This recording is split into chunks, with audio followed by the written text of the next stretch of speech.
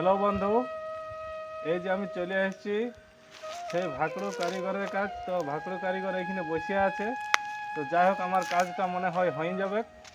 এই যে এখানে বসে আছে ভাকড়ু, ওদিকে একটু চলো। ব্যাস ব্যাস ব্যাস ব্যাস।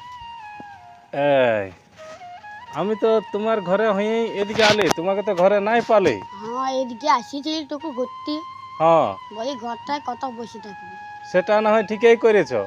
তো আমি বলতেছিলি কি, হ্যাঁ কালকে আমাদের ঘর দুটো কুটুম আসবে। হ্যাঁ, আমি দাংটা নিয়ে খেয়ে দিব কি?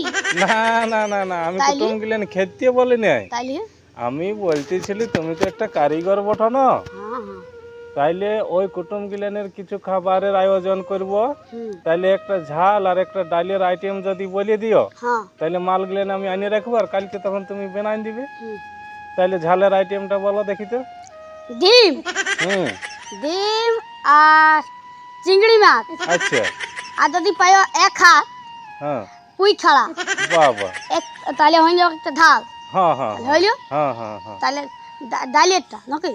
আচ্ছা আচ্ছা, ডালেরটাও বলো যা হ্যাঁ যেমন পুরো সুরো হয়। হ্যাঁ হ্যাঁ, মাছ ধরাটা হবে কিছু, হ্যাঁ ওটা হ্যাঁ, রাখবি হইলো? আচ্ছা, ওই মার মার, হ্যাঁ, যতটা তুমি ডাল করবি হ্যাঁ ওটা হ্যাঁ রাখবি হ্যাঁ ডাল। হ্যাঁ, হ্যাঁ। আর যদি পাই তো হ্যাঁ। পোলট্রির চামড়া 100 মতন আনবি। আচ্ছা, আর যদি আর আমরা পাই তো আনবি। পোলট্রি মাংস না এনে পোলট্রির চামড়া, তার সঙ্গে দুটো আমড়া। চারটিয়ে খাবে। বাবারে বাবারে, দেখছো তো ভাকড়ু কারিগরের আইটেম।